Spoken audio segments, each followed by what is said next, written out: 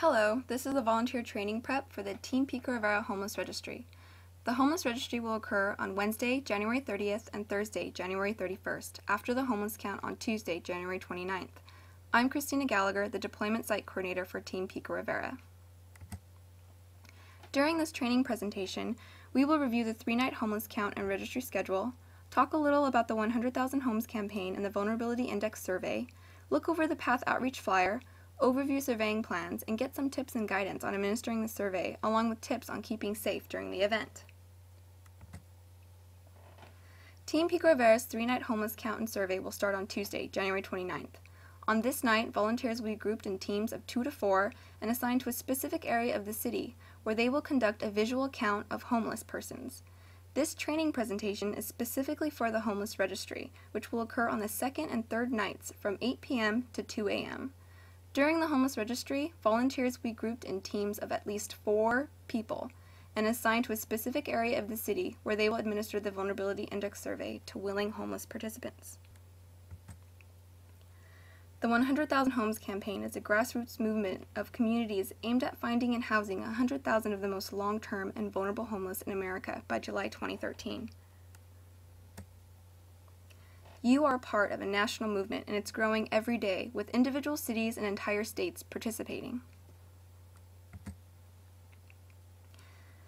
As of January 15th, 2013, the campaign has housed 28,385 people, with 184 communities participating. The Vulnerability Index Survey is a tool for identifying and prioritizing the street homeless population for housing according to the state of their health. It identifies the specific health conditions that cause homeless individuals to be most at risk of not surviving on the streets. The Vulnerability Index identifies the most vulnerable homeless based on the length of time of homelessness and 8 health risk factors. Homeless persons that may be potentially vulnerable are those that have been homeless for more than 6 months and exhibit one of the following risk factors: end-stage renal disease, a history of cold weather injuries, liver disease or cirrhosis, is HIV positive or has AIDS, is over 60 years old, has had 3 or more emergency room visits in the last 3 months, has had 3 or more ER or hospitalizations in the last 3 months, or are trimorbid, which is a combination of mental illness, substance abuse, and a chronic medical problem.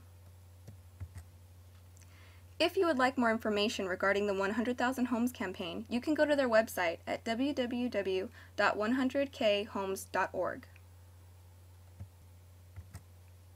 The flyer that volunteers will be handing out to homeless persons on the night of the Homeless Registry provides the contact number for PATH's Homeless Outreach Team. PATH is an acronym for People Assisting the Homeless.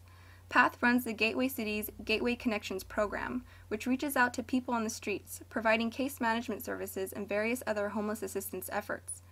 Whittier First Day is a partner agency of PATH and serves the cities of La Mirada, Montebello, Santa Fe Springs, Whittier, and Pico Rivera.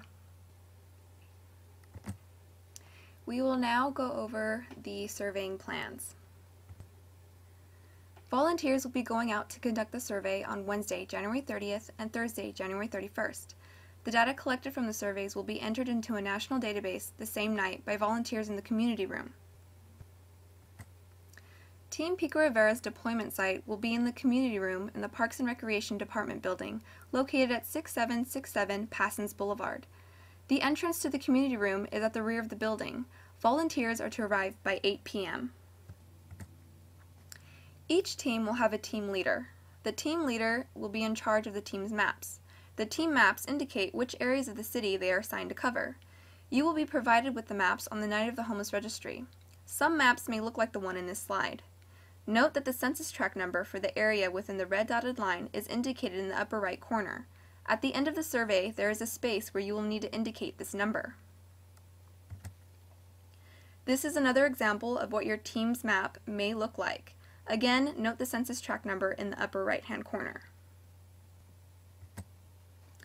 In this section of training, we will be reviewing the contents of team boxes and folders, which each team will receive on the night of the count, the daily schedule and responsibilities of volunteers, the roles of each team member, safety concerns, and what to do if you need assistance while out with your team. Teams will be provided with boxes containing supplies and materials to be used while out administering the survey. Some of the items are clipboards, flashlights, pens, gift cards, and first aid kits. Each volunteer will receive a folder containing informational handouts and forms, some of which have been emailed out to you or are available for pickup. One of the handouts sent out prior to the homeless registry is a reminder surveying steps. This provides a bullet point outline of the steps in the survey process. Another handout is a surveying do's and don'ts. This handout provides you with basic tips on how to approach people and general team procedures. To get a better sense of the daily schedule and the roles and responsibilities of volunteers, we will review the outline of surveying shift and steps in the survey process handout, along with the roles of each team member. Some team members will take on more than one role. This handout was also sent out to volunteers and is available in hard copy.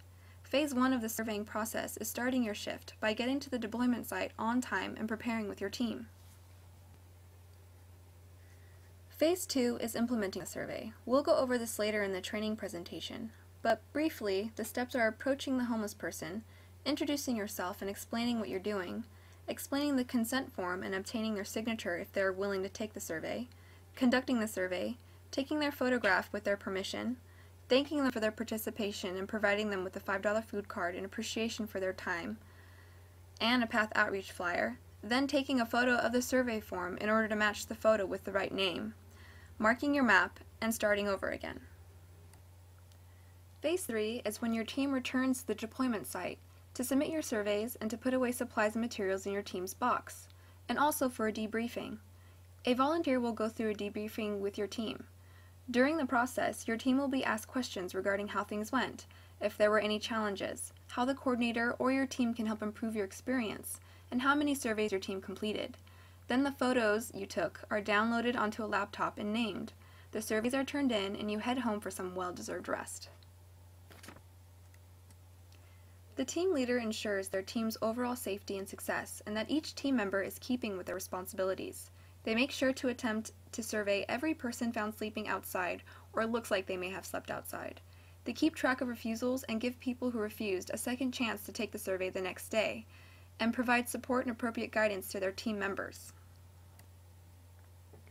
Team leaders will be provided with this checklist in their folders to ensure their team is having a successful experience, and they're keeping in line with their responsibilities.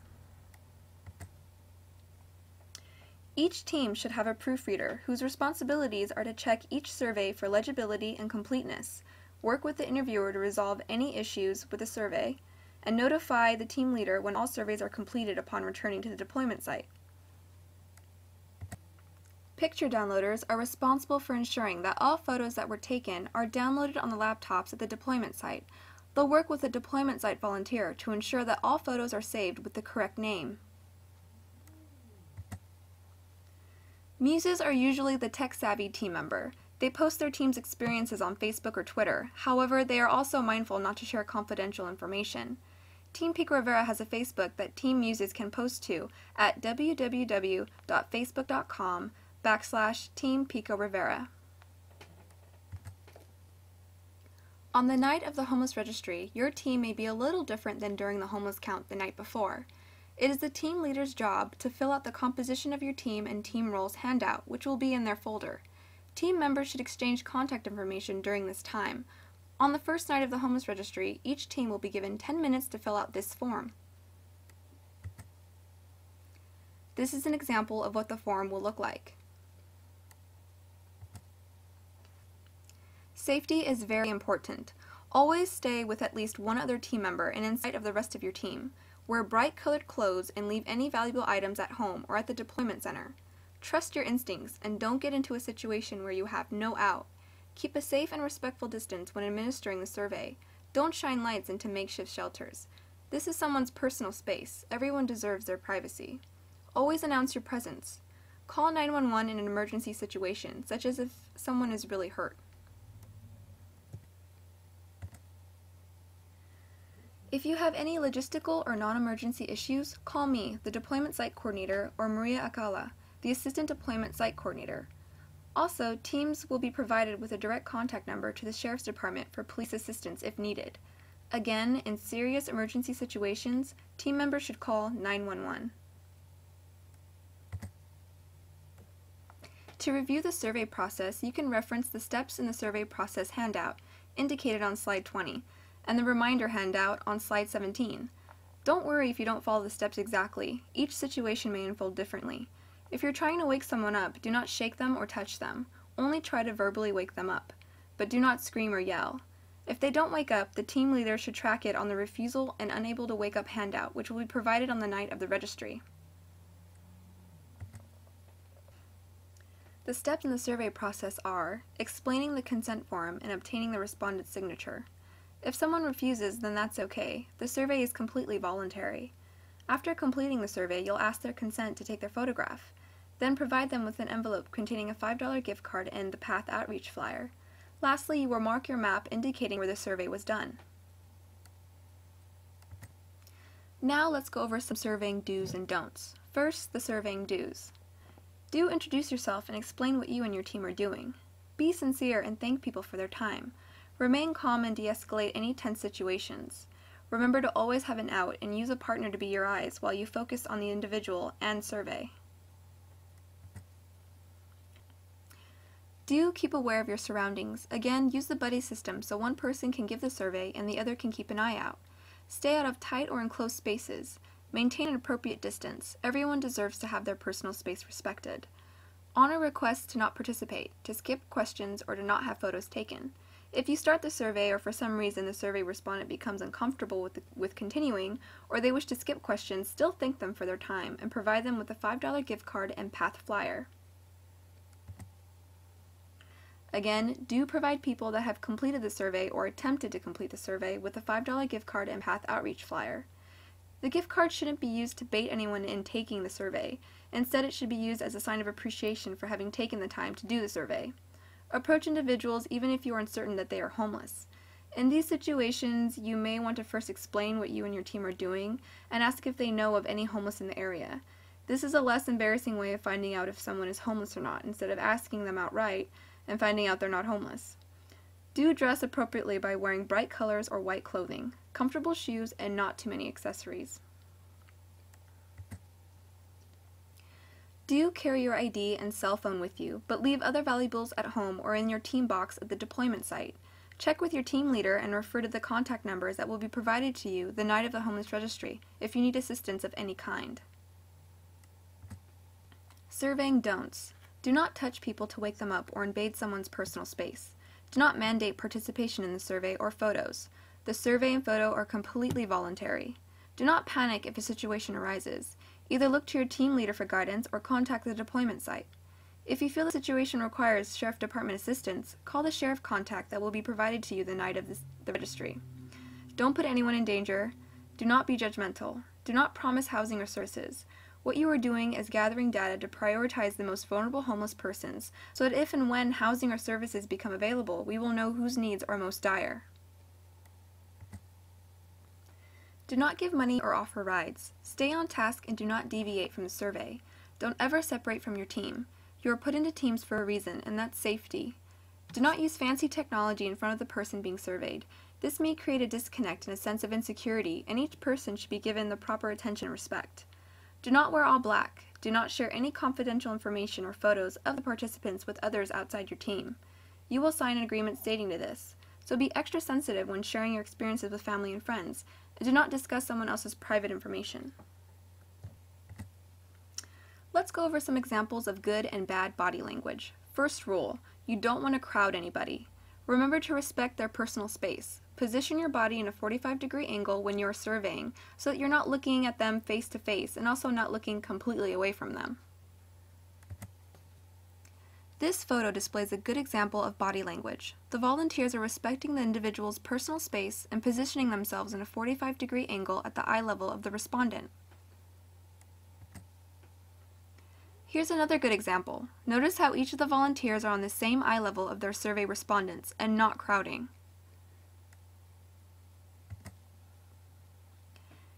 And another good example of body language. Also see how the volunteers are always with a partner and keep close together. You can choose to take a break or continue with the second video where we will continue with examples of body language.